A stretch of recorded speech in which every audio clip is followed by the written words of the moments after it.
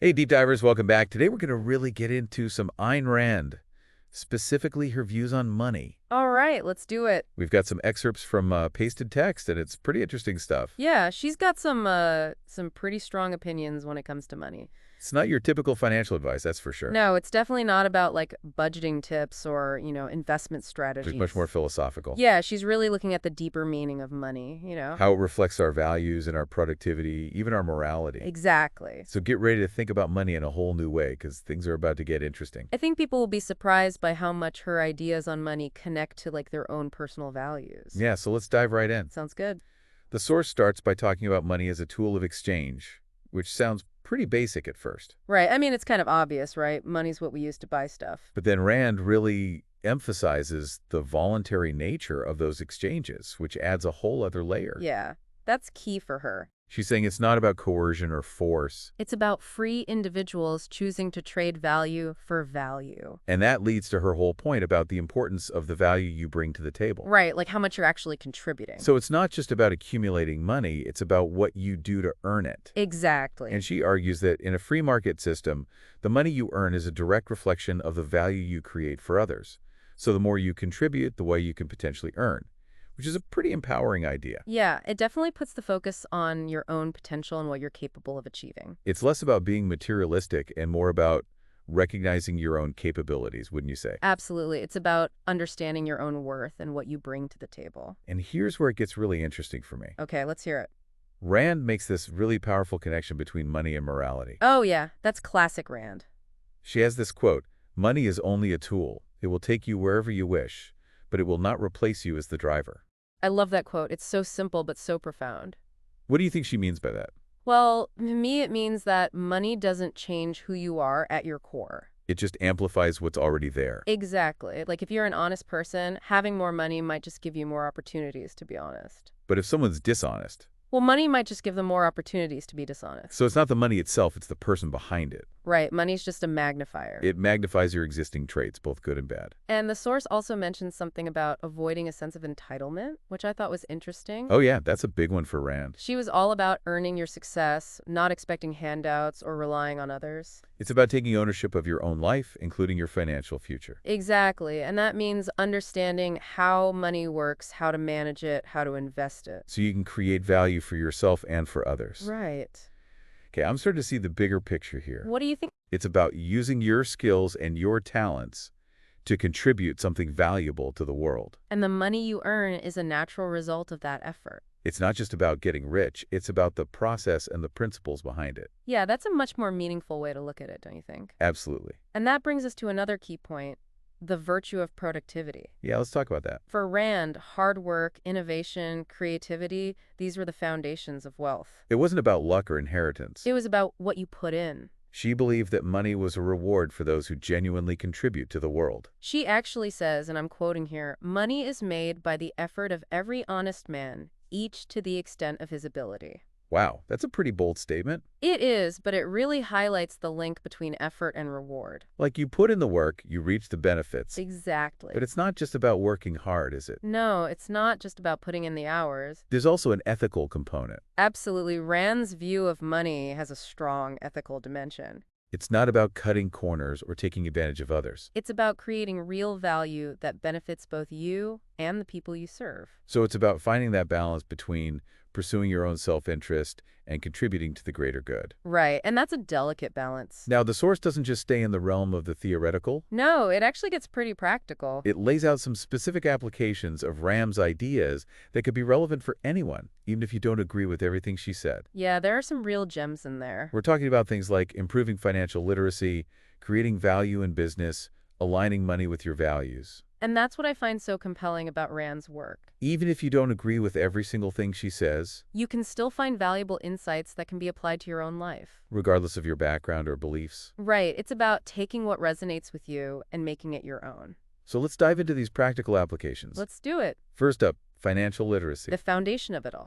Understanding how to manage your money effectively. It's about mastering, budgeting, saving, investing. The fundamentals that empower you to take control of your finances. And Rand would argue that this is a crucial aspect of personal responsibility. Yeah, she was big on personal responsibility. Absolutely. The source even recommends checking out resources like The Richest Man in Babylon, Oh, that's a or classic. taking personal finance courses. There are so many great resources available these days. It's like a call to action. What is it? Don't just sit there, go learn. Exactly. Knowledge is power, especially when it comes to money. The more you understand, the better equipped you'll be to use it effectively. And achieve your goals. All right, so we've got financial literacy. Check. Next is creating value in business. Another big one. And this applies whether you're an employee, an entrepreneur, or a freelancer. The core idea remains the same. What's that? It's about constantly asking yourself, what value am I providing? How can I solve problems? And how can I become indispensable?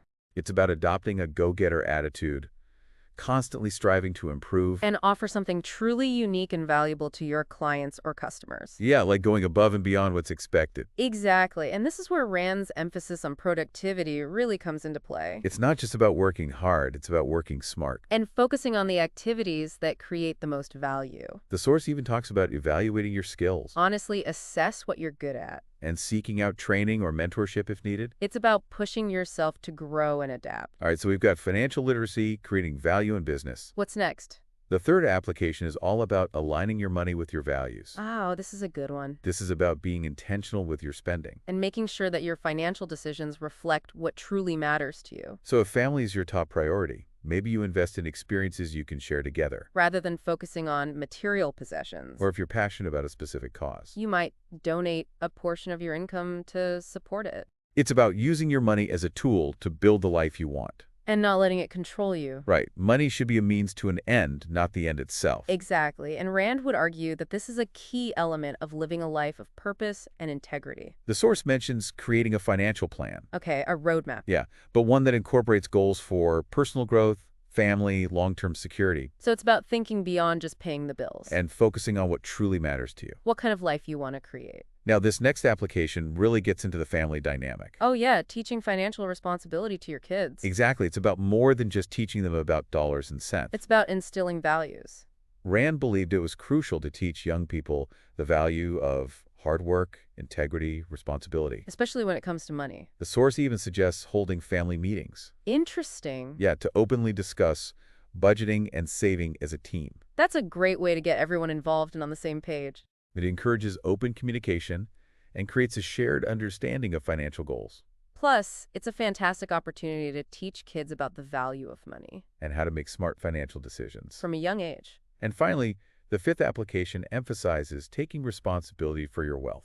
This one really echoes Rand's belief in self-reliance. Yeah, it's about being proactive with your finances It's an informed investment decision. and not relying on others or the government to secure your financial future. She was very much against relying on handouts or expecting others to take care of you. The source suggests exploring options like investing in assets that appreciate over time, Things like stocks or real estate. or even considering starting your own business, It's about taking control and actively shaping your future. rather than just letting things happen to you. That's very much in line with Rand's philosophy of individualism and self-determination. So we've covered a lot of ground in this first part of our deep dive. Yeah, we've gone from the very basic definition of money to some pretty complex philosophical ideas.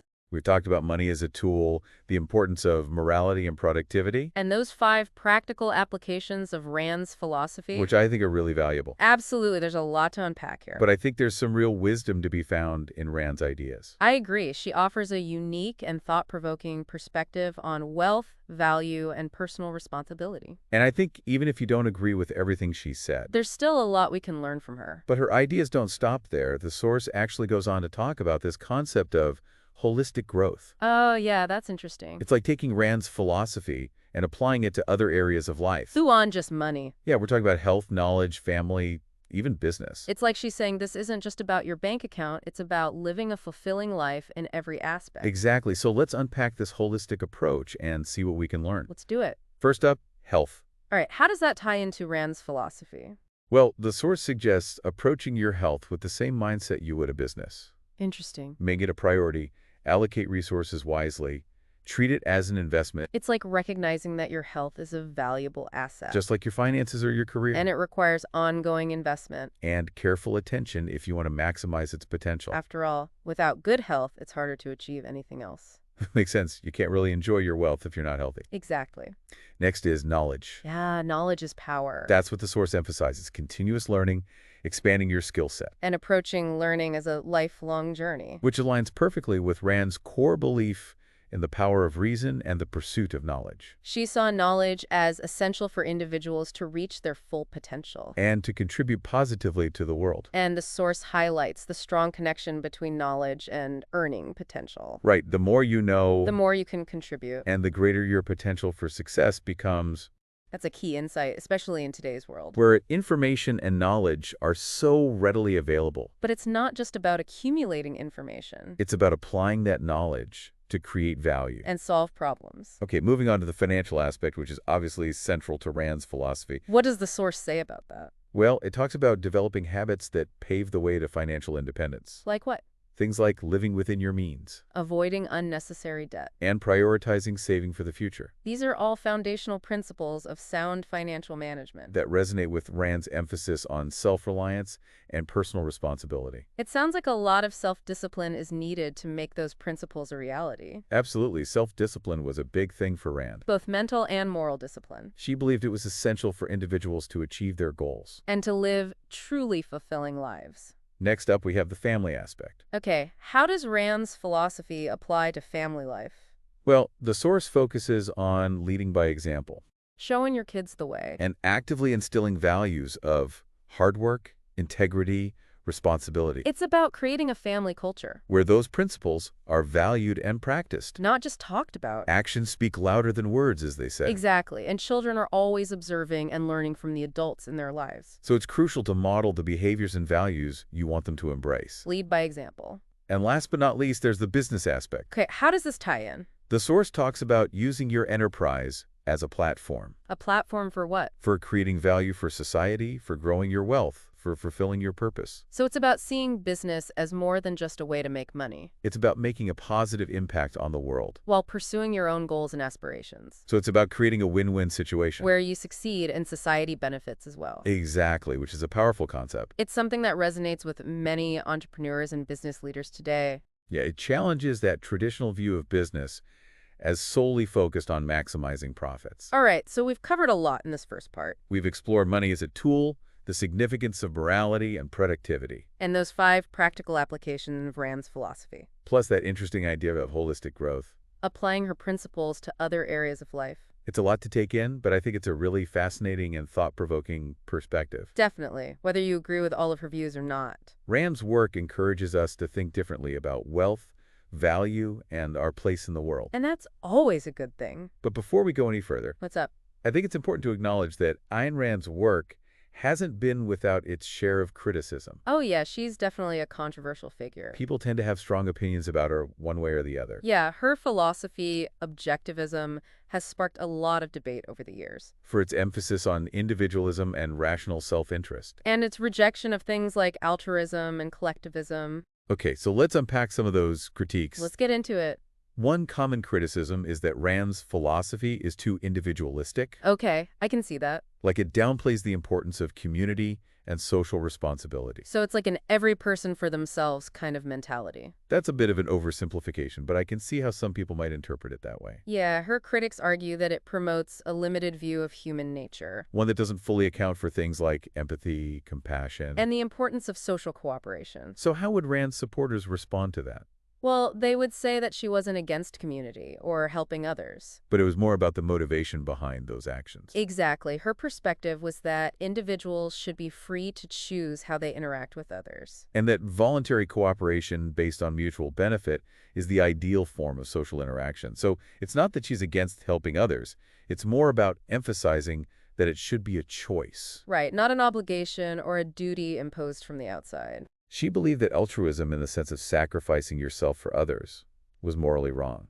Which is a pretty radical idea, especially in a society that often emphasizes selflessness. Yeah, it definitely goes against the grain. But her argument of that individuals should primarily pursue their own happiness. And that helping others should be a choice, not a forced obligation. That's a unique perspective for sure. And one of the reasons why her philosophy could be so controversial. But her supporters would say it leads to a more realistic and ultimately more beneficial approach to human interaction. Okay, that covers the individualism critique. What else do they say? Another common one is that she's too focused on rational self-interest. Ah, the cold, calculated Ayn Rand stereotype. Yeah, like she's ignoring the emotional and spiritual sides of human experience, So it's like she's reducing humans to robots. who only care about maximizing their own personal gain. Again, that's an oversimplification. But it's true that she placed a very high value on rationality. And viewed emotions as secondary to reason. How would her supporters defend that view? Well, they would say that she wasn't against emotions entirely. Just that they shouldn't be the driving force behind our decisions. Exactly. She believed that emotions should be guided by reason. And that individuals should strive to make rational choices, even when experiencing strong emotions. So it's about being in control of your emotions. Rather than letting them control you. Right, she saw emotions as powerful motivators, But also recognized that they could lead to irrational and destructive behavior. if not balanced with reason. Okay, so we've talked about individualism and rational self-interest. What other criticisms have been directed at Rand's philosophy? Another one is that it's too idealistic. In what way? Well, critics argue that it doesn't fully consider the realities of power imbalances The inequalities. and the systemic injustice that exists in the world, So they're saying she's portraying a world where everyone has equal opportunities, and where the system always works fairly. which isn't always the case in reality. No, definitely not. Critics say that her philosophy doesn't adequately address those systemic factors The ones that can limit opportunities for some. and create barriers to success. What do Rand's supporters say to that? They acknowledge that injustice and inequality exist, Of course. but they believe that the solution lies in promoting individual freedom. And minimizing government interventions. So the focus is on individual initiative and less government control, Exactly. She believed that a free market economy coupled with a limited government. was the best path to a just and prosperous society. We've explored some key criticisms of Rand's work, Yeah, she definitely has her detractors. but clearly her ideas continue to resonate with a lot of people, Absolutely. Her books are still widely read. and her philosophy is still debated and discussed. Why do you think that is? What contributes to her enduring appeal despite these criticisms? I think there are several factors. Okay, like what? First, her emphasis on individual achievement and self-reliance. That classic American ideal of pulling yourself up by your bootstraps? It appeals to people who value independence and self-determination, Who believe in the power of the individual to shape their own destiny. and to make a meaningful contribution to the world. All right, so individualism and self-reliance. What else? I think her focus on reason and logic is also appealing to many. Especially in a world that can often feel chaotic and unpredictable, Her philosophy offers a framework for understanding the world, and for making decisions based on rational principles. rather than emotions or subjective beliefs. So it's like she's providing a toolkit for navigating the complexities of life. Exactly, a set of principles that can help you make sense of things. We've got individualism, self-reliance, reason, and logic. Anything else? I think her critique of collectivism and excessive government power also resonates with a lot of people, Especially those who are concerned about the erosion of individual liberty. and the possibility of tyranny Yeah, it's that classic concern about big government overstepping its boundaries, and infringing on individual freedoms. which is a theme that runs deep in American culture. So we have individualism, self-reliance, reason, logic, and a critique of collectivism. That's a pretty potent combination of ideas. And I think it helps explain why Rand's work continues to be relevant and influential. Even decades after her death. So we've explored the core principles of Rand's philosophy, Her unique perspective on money and value, the practical applications of her ideas, and some of the criticisms and controversies surrounding her work. plus those reasons for her enduring appeal. It's been a pretty comprehensive overview. And I think it highlights the complexity and nuance of Rand's thought, Yeah, she was definitely not a simple one-dimensional thinker. whether you agree with her or not. Her work prompts us to think deeply about our values, our choices, and our role in the world. And I think that's a valuable contribution. Absolutely, regardless of your personal, political, or philosophical leanings. Now, in the next part of our deep dive, Okay, what are we going to explore? we're going to shift gears a bit. How so? We're going to focus more on you, the listener. All right, what can our listeners expect? We're going to explore how you can actually apply Rand's ideas to your own life. Even if you don't agree with everything she said. We're going to talk about how to extract those valuable nuggets of wisdom. And use them to create a life that's both successful and meaningful. So stay tuned for part 2. Where we get practical. Okay, so we've talked a lot about the theory behind Ayn Rand's ideas on money, but now I kind of want to get into like the practical stuff. Yeah, let's bring it down to earth a bit. How can people actually use this stuff in their own lives? Exactly. Even if you don't agree with everything she said. Right, there's still a lot we can take away from her work. So where do we start? Well, for me, one of the biggest takeaways from Rand is that whole emphasis on personal responsibility. Oh yeah, she was all about taking ownership of your own life. Exactly. No matter what your circumstances are, you always have the power to make choices that shape your destiny. It's like she said, money's a tool, but you're the driver. Exactly. You're the one behind the wheel. And that goes beyond just finances, right? Oh, absolutely. It's about your career, your relationships, your health, your mindset, everything. It's about taking ownership of it all. And for Rand, that meant not waiting for things to happen to you or for someone else to come and save the day. It's about recognizing that you have the power to take action, to create value, and to build the life you want, It's a very empowering message. especially if you're feeling stuck or lost.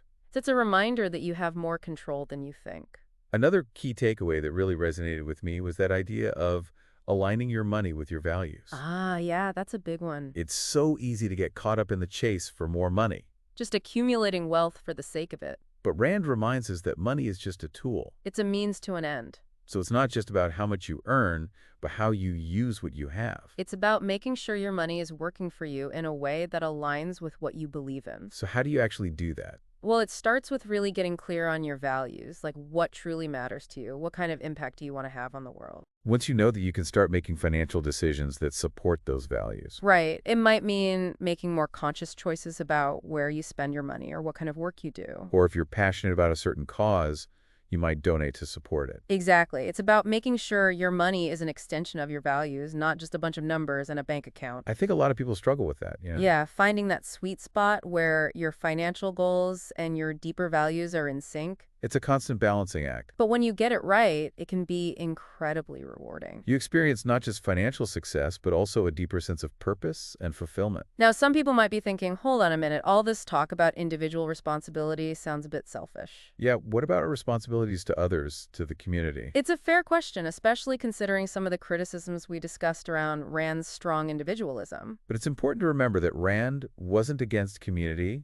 or helping others. It was more about the motivation behind those actions. Like, she believed it should be a genuine choice, not something you do out of guilt or obligation. Exactly. Think about the difference between helping someone because you truly care and helping someone because you feel like you have to. There's a big difference in the impact. It's about finding that balance between taking care of yourself and contributing to something larger than yourself. So at the end of the day, what's the biggest takeaway from all this? I think the core message of Rand's philosophy on money is this.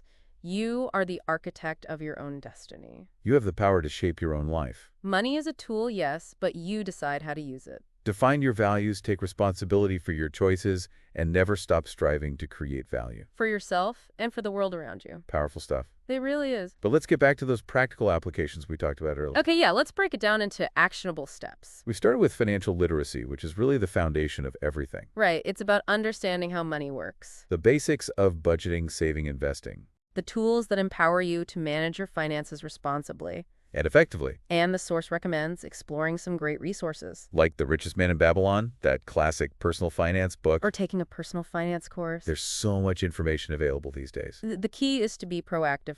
Find what works for you and start learning. Next up, we talked about creating value in business. Whether you're an employee, an entrepreneur, or a freelancer. What are some things people can do to really embody this principle? Well, it starts with constantly asking yourself, how can I provide more value? How can I become indispensable? You got to have that go-getter attitude. Always looking for ways to improve and to offer something truly unique and valuable. Become an asset, not just a cog in the machine. And don't be afraid to invest in yourself. Seek out training, mentorship opportunities to develop new skills. It's all about continuous growth and improvement. The third application was all about aligning your money with your values. Right, making sure your financial decisions reflect what truly matters to you. So how do you put that into practice? Well, as we said before, it starts with getting clear on your values. What's most important to you? What kind of impact do you want to make on the world? Once you know that you can start making financial choices that support those values. Like maybe you choose to buy from companies that align with your ethical beliefs. Or maybe you donate a portion of your income to a cause you care about. It's about making sure your money is working towards the things that matter most to you. Then we talked about teaching financial responsibility to your kids. Which is about more than just money. It's about passing on values. Right. It's about teaching them about hard work, responsibility, making smart choices. And the best way to do that is by leading by example. Showing them what it looks like to live by those principles. So start having open conversations about money with your family. Explain your financial decisions. Talk about budgeting, saving. Make it a family affair. And let your kids see that you're walking the walk, not just talking the talk, And finally, we discussed that idea of taking responsibility for your own wealth. which can feel like a big challenge for a lot of people, But it all starts with a shift in mindset, from feeling helpless to feeling empowered. recognizing that you have the power to create your own financial security. And that might mean setting clear financial goals, developing a budget, creating a plan to pay off debt. It's about taking control of your finances and making choices that move you towards your goals. It's a journey, and it takes time and effort. But it's worth it. Don't be afraid to explore different investment options, start a side hustle, or even a business. And always keep learning, always keep growing. So we've covered a lot of ground here. From the theory to the practical applications of Rand's ideas on money. It's a lot to digest, but I think there are some really valuable insights here. Absolutely. And even if you don't agree with everything she said, There's something here for everyone. it's about finding what resonates with you and using it to create a life that's more aligned with your values and your aspirations. All right, so we've been deep diving into Ayn Rand's perspective on money. Yeah, it's pretty fascinating stuff, right? Definitely makes you think about things a little differently. It's not your typical financial advice, that's for sure. So as we wrap up this deep dive, what's the one thing you really want our listeners to take away from all of this? Well, I think the biggest takeaway, the one that really sticks with me, is that you have the power to shape your own destiny. Money is just a tool. It's up to you how you use it. I love that. It's so empowering. It really is. It's about taking control, making choices that are aligned with your values and your goals. And it all starts with defining those values, figuring out what truly matters to you. You've mentioned aligning your money with your values a few times. For someone who's hearing this for the first time, what's a practical first step they can take to start doing that? That's a good question. I think the first step is to really get clear on what those values are. What do you believe in? What kind of impact do you want to have on the world? Right. It's about figuring out what's important to you, what you want your life to stand for. Exactly. And once you have a good grasp on your values, you can start making financial decisions that support them. It might mean changing your spending habits, supporting businesses that align with your beliefs, or even considering a career switch. It's about making sure your money is working for you, not the other way around. Absolutely. And that looks different for everyone. For some people, it might mean investing in ethical companies. For others, it might mean donating to their favorite charities. It's all about finding what feels authentic and meaningful to you. We've also talked a lot about financial literacy. There are just so many resources out there, books, courses, podcasts. For someone who's feeling a little overwhelmed, where's a good place to start? Honestly, the most important thing is to just start somewhere. Pick up a book, listen to a podcast, take a course, whatever works for you. The key is to just start learning the basics of budgeting, saving, and investing. Those are the fundamentals. Yeah, once you have a good grasp of the basics, you can start building from there. And don't be afraid to ask for help. Absolutely. There are so many people out there who are willing to share their knowledge and expertise. Don't be afraid to reach out to a financial advisor or a trusted friend or family member who has a good handle on their finances. So we've talked about values, we've talked about financial literacy. Let's touch on that idea of taking responsibility for your own wealth. What advice would you give to someone who's feeling a bit lost or unsure about how to create a more secure financial future for themselves? The first thing is to ditch the victim mentality. It's easy to feel like your financial situation is out of your control, but that's just not true. You always have choices. It's about taking ownership. Exactly. Start by setting clear financial goals. Figure out what you want to achieve, and then create a plan to get there. It might involve budgeting, paying down debt, or exploring different investment opportunities. It's about making a conscious effort to shape your financial future. Right. It's a journey, and it takes time and effort, but it's so worth it. And remember, it's not just about the money. It's about the freedom and security that money can provide. It's about having the resources to pursue your passions, to support your family, and to make a difference in the world. So as we wrap up this deep dive into Ayn Rand and her unique perspective on money, I think the message is clear. You have the power to create the life you want.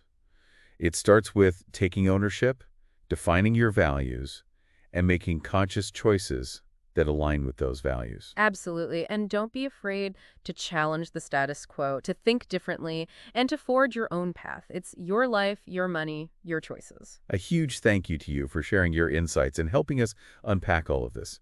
And to our listeners, thank you for joining us on this deep dive. We hope you've gained some valuable knowledge, some food for thought, and maybe even a little inspiration to take control of your financial future and create a life that truly reflects who you are. We'll catch you on the next deep dive.